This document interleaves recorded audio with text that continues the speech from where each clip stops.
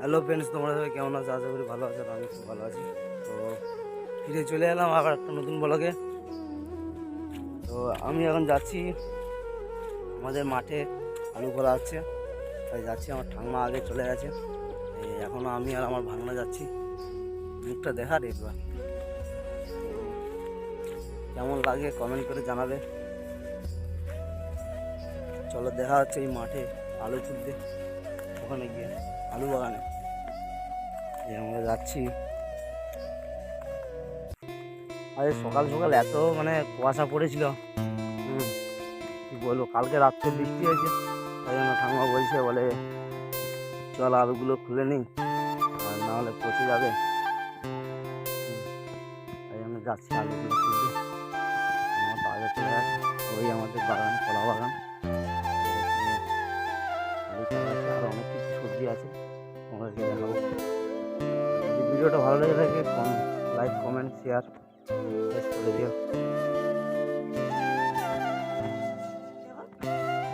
ওটা খুলো নি এখন, এটা হয়েছে।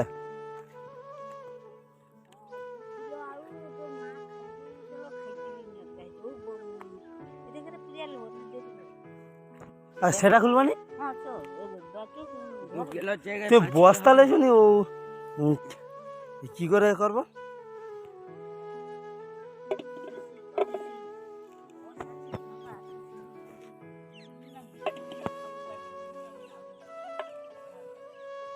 কোথায়